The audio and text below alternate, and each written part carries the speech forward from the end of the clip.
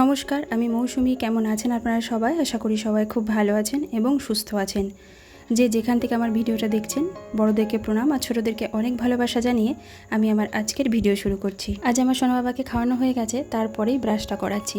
আমার সোনা বাবা এখন ব্রাশ করতে ভীষণ দুষ্টুমি করে। আগে যখন ছোট ছিল তখন বেশ সুন্দর ব্রাশটা করিয়ে দিতাম, কিন্তু যত বড় হচ্ছে তত দুষ্টুমি বাড়ছে। তবে আজ একটা বড় কাজ আছে জানেন। আপনারা নিশ্চয়ই থাম্বনেল আর টাইটেল দেখে বুঝতেই পারছেন আজকে কি কাজ আছে। আজকে সেটা নিয়ে একটু চিন্তার মধ্যেই আছি। শুধু চিন্তা করছি এটাই যে আমার সোনা বাবা কান্নাকাটি করবে কিনা। তবে আমার মেয়ের যখন 1.5 বছরে নাড়া করা হয়েছিল তখন কিন্তু আমার মেয়ে একটুও কান্নাকাটি করেনি। তবে জানি না আমার সোনা বাবা কী করবে। একদিকে তো একটু মন খারাপ হচ্ছে, কারণ আমার সোনা বাবার চুলগুলো নাড়ামুন্ডি হয়ে যাবে। আর তারপরে একটু চিন্তা হচ্ছে যে ও কান্নাকাটি করবে কিনা। আর আমাদের নিয়ম হচ্ছে নাপিত ডেকে, মানে বাড়িতে নাপিত ডেকে মাথা নাড়া করতে হয়। আর মাথা নাড়া করার পর এই চুলগুলো মন্দিরে ঠেকিয়ে, মানে বকুলতলার যে মন্দির আছে আমাদের বাড়ির সামনেই, সেই বকুল গাছে ঠেকিয়ে নদীতে দিতে হবে।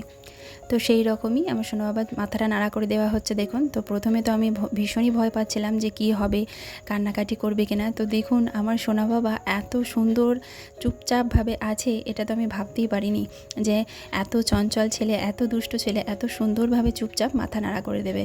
দেখুন, আর সবাই মিলে ওকে হাওয়া করা হচ্ছে, কারণ ভীষণ ঘেমে যাচ্ছে। বাইরে উঠানে করা হচ্ছে তবুও ঘেমে যাচ্ছে। তো দেখুন সব চুলটায় নাড়া করা হয়ে গেছে। একদম শেষ মুহূর্তে এসে কানের এক পাশে একটুখানা চুল আমার সোনা বাবার কাটতে দেয়নি। এই যে এই চুলটুকু আমার সোনা বাবার কাটতে দিল না। তো এইটুকু আমি সব শেষে একটু রেজার দিয়ে পরিষ্কার করে দিলাম। তাছাড়া এই যে পুরো মাথাটা দেখছেন, পুরো মাথাটা পরিষ্কার করতে কিন্তু আমার সোনা বাবা এতটুকুও কাঁদেনি, একদম চুপচাপ শান্ত হয়ে বসেছিল, লক্ষ্মী ছেলের মতো। তো দেখুন আমি এইটুকু একটু রেজার দিয়েই পরিষ্কার করে দিচ্ছি। শেষের এই চুলটুকু কাটানোর জন্য অনেক রকম খেলনা এটা ওটা দেওয়া হয়েছে, তবুও কাটতে দেয়নি। তো যাই হোক, পুরো মাথাটা নাড়া করে দেওয়া হয়েছে। আর এবার দেখুন ও নিজে নিজে ওর মাথায় হাত বুলোচ্ছে। আর ওকে যদি জিজ্ঞাসা করা হচ্ছে তোমার চুল কোথায় গেল, তো ও বলছে দাদু নিয়েছে। কারণ যে নাপিত কাকু এসে চুল কেটে নিয়েছে, তাই ও ওই কাকুকে বলছে দাদু চুল নিয়ে নিয়েছে। তো যাই হোক, দেখুন আমার সোনা বাবাকে একদম স্নান টান করিয়ে পরিষ্কার করিয়ে দিলাম। আর এরপর সকালবেলা একটু ডালিয়ার খিচুড়ি ওর জন্য আগেই বানিয়ে রেখেছিলাম, মুসুর ডাল আর সবজি দিয়ে, তো সেটা একটু খাইয়ে দিলাম। এবার মাথাটা ভালো করে আমি একটু সুথালো দিয়ে দিয়েছি, আর এরপর একটু বোরোলিন দিয়ে দেবো। আর তার জন্য আমি ভালো করে হ্যান্ড ওয়াশ দিয়ে হাতটা ধুয়ে নিলাম। তো যাই হোক, একটা বড় চিন্তা ছিল, আজকে সেই চিন্তা থেকে একটু মুক্ত হলাম।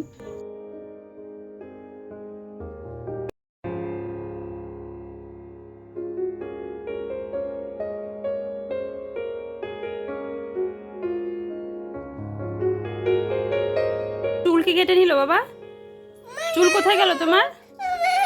কে চুল কেটে দিল তোমার? কি করবো বলো? এটা খুলে দেবো? এটা খুলে দিয়ে কি করবা তুমি? অমি অমি করবা? ওটা খুলে দিলে তুমি তো সব এখন নষ্ট করে ফেলবে। আচ্ছা তুমি খোলো, তুমি খোলো দেখি, তুমি খোলো, তোমার কত শক্তি দেখি, খোলো।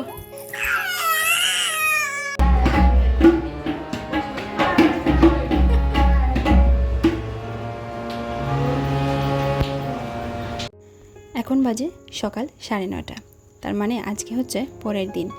গতকাল শুক্রবার গেছে আমার সোনা বাবা নাড়া করিয়েছি, আর আজ হচ্ছে শনিবার। আমার মেয়ের জন্য সকালের জল খাবার বানাচ্ছি।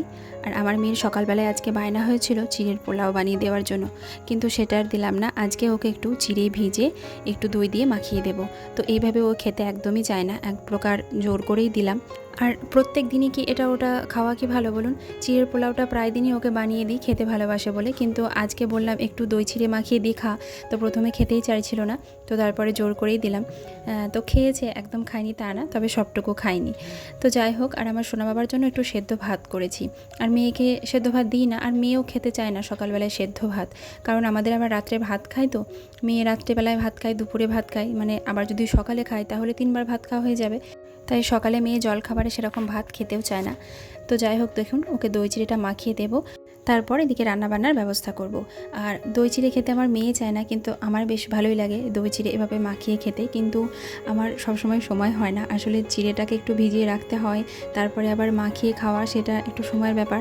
আর আমার সেই সময়টা থাকে না, সেই জন্য খাওয়াও হয় না। তবে মেয়েকে আজকে মাখিয়ে দিলাম, ওকে একটু দিয়েছি আর আমিও একটু খেয়েছি। আর এরপর দেখুন আজকে দুপুরে রান্না হবে উচ্ছে ভাজা আর মাটন। উচ্ছেটা আগে ভেজে নিলাম, তারপর মাটনটা করব।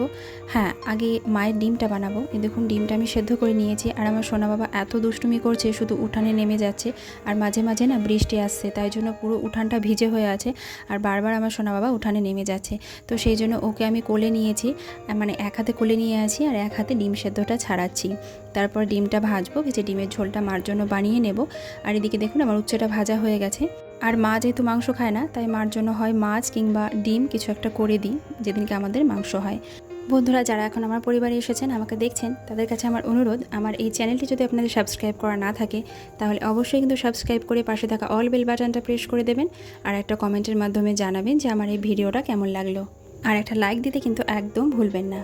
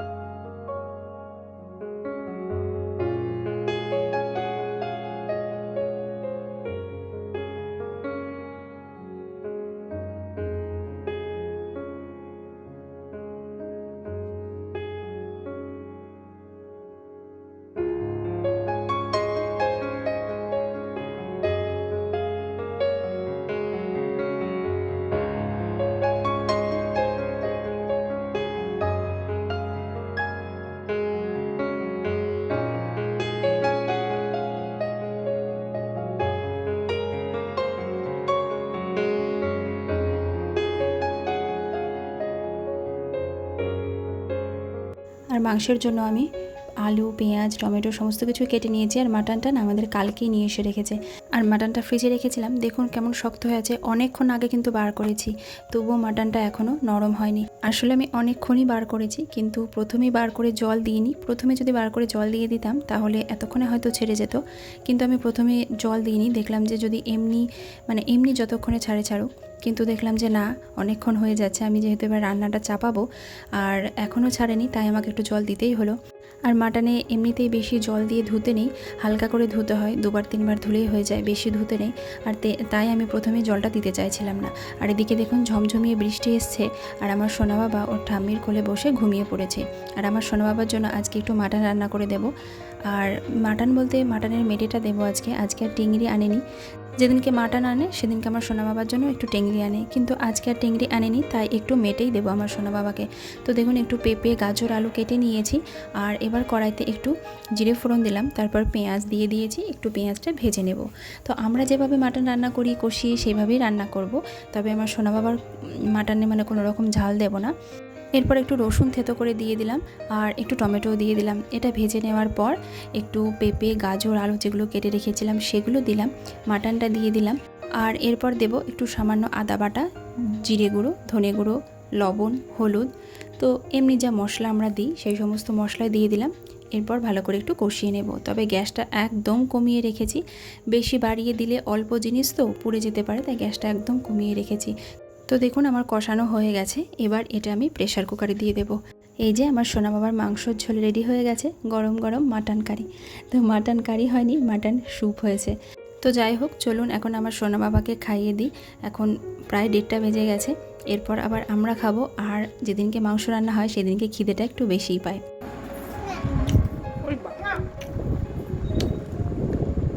কে খাচ্ছ বাবা? কে খাচ্ছ? কেমন করে ঝাল লেগেছে তোমার? দেখো দেখো হাত কেমন আছে দেখো। কেমন করে ঝাল লেগেছে? দেখি না বলো।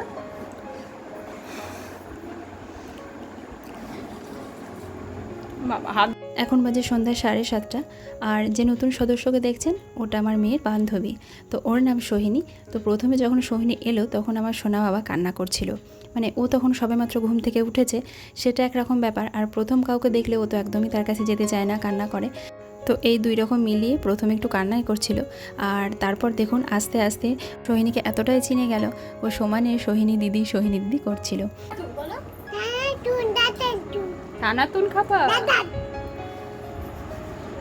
ওদের দুই বন্ধুকে একটু চানাচুর মাখিয়ে মুড়ি দিয়েছি, বেগনি ভেজে দিয়েছি, আর আমার ছেলেও ওদের সঙ্গে চানাচুর খাবে। তো এই যে চানাচুরটা নিয়ে এসেছে, মানে এবার যে চানাচুরটা আমাদের ঘরে আছে সেটা একটু ঝাল চানাচুর। তো এটা আমার সোনা বাবাকে দেওয়া যাবে না, মানে ও খেলে ওর ভীষণ ঝাল লাগে, দু একবার যদি একটু মুখে দেওয়া হচ্ছে তো ওর ঝাল লাগছে। তো তাই ভাবলাম চল আজকে তোর জন্য একটু চানাচুরি বানিয়ে দিই। তো দেখুন সেজন্য আমি একটুখানা বেসন নিয়ে নিয়েছি, আর তার মধ্যে একটু কালো জিরে, লবণ, একটু হলুদ দিয়ে দিলাম। আর এই যে সুন্দর একটা ব্যাটার তৈরি করে নিয়েছি। এবার আমার সোনা বাবার জন্য চানাচুর বানাবো, ও চানাচুর খেতে ভীষণ ভালোবাসে। আর হাতে একটা ছোট্ট বাটি নিয়ে এসে আমাকে বলবে মাম্মা চানাচুর। তো এটা শুনতে ভীষণ ভালো লাগে। তো যাই হোক চলুন আমার সোনা বাবার জন্য আজকে একটু চানাচুর বানিয়ে দেবো। আর দেখুন এরকম একটা প্লাস্টিকের পলি ব্যাগ নিয়েছি। তো প্লাস্টিকের পলি ব্যাগটাকে আমি ভালো করে আগে ধুয়ে পরিষ্কার করে নিয়েছি। এটা নতুন পলি ব্যাগ আমার ঘরে ছিল, তো সেটার মধ্যে আমি ব্যাটারটা পুরে নিয়েছি। আর এরপর একটা ছোট্ট ছিদ্র করে নিয়েছি, আর সেটা দিয়ে সুন্দরভাবে দেখুন জিলিপির মতো দিয়ে দিচ্ছি। আর এটা বেশ ঝুড়ি ভাজার মতো লাগছে দেখতে, প্রথমে ঝুড়ি ভাজার মতনই লাগছে। তো এরপরে আমি ভেঙে দেবো। আর গ্যাসটাকে একদম কমিয়ে রেখেছি, গ্যাসটা বাড়িয়ে দিলে কিন্তু এটা পুড়ে যাবে। তাই গ্যাসটাকে কমিয়ে দিয়ে একদম রোমে রোমে ভাজছি, তাতে সুন্দর ভাজাও হবে আর জিনিসটা একটু মুচমুচেও হবে। তো বেশ কয়েকদিন ধরেই ভাবছিলাম আমার সোনা বাবার জন্য ঘরে একটু চানাচুর বানিয়ে দেবো। কেনা যে চানাচুরগুলো হয় সেগুলো তো সবসময় হেলদি হয় না, সেগুলো একদমই আনহেলদি হয়, সেগুলো খাওয়াও ক্ষতি, মানে খাওয়া তো ভালোই না বাচ্চাদের পক্ষে। আর তাই আমি মনে মনেই ভাবছিলাম যে ওর জন্য একটু চানাচুর বানিয়ে দেবো। তো আজকে ফাইনালি দিলাম আমার সোনা বাবাকে একটু চানাচুর বানিয়ে, দেখি চলুন ও খায় নাকি। তো এরপর দেখুন আমার সমস্তগুলো ভাজা হয়ে গেছে, এবার হাত দিয়ে একটু গুঁড়ো করে নিলাম, আর এর মধ্যে একটু গোলমরিচ গুঁড়ো মিশিয়ে দিলাম। তবে আমার ভুল হয়েছে, এই গোলমরিচ গুঁড়োটা প্রথমে যে আমি ব্যাটারটা মাখিয়েছিলাম ওই সময়তে দিলে ভালো হতো, কিন্তু আমার তখন মনে ছিল না, তাই এখন দিলাম। তো যাই হোক দেখুন সুন্দর ভাজা হয়ে গেছে আমার সোনা বাবার জন্য চানাচুর। আর এর মধ্যে আর অন্য কোনো কিছু দিইনি, মানে বাদামও দিইনি, কারণ বাদাম তো আমার সোনা বাবা খেতে পারবে না, শক্ত। আর তাই শুধু এই ভুজিয়াগুলোই ভাজলাম। এগুলো দেখতে প্রথমে কতটা ঝুড়ি ভাজার মতো লাগছিল। তো যাই হোক ভেঙে নিয়ে আমি এবার এটা একটা কন্টেনারে রেখে দিচ্ছি। আমার সোনা বাবা যখন খেতে চাইবে চানাচুর, তো তখন ওকে একটু একটু করে দেবো।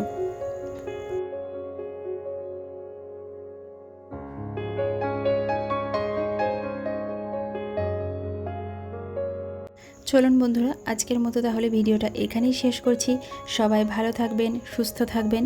দেখা হবে আগামীকাল আবারও একটা নতুন ভিডিওতে।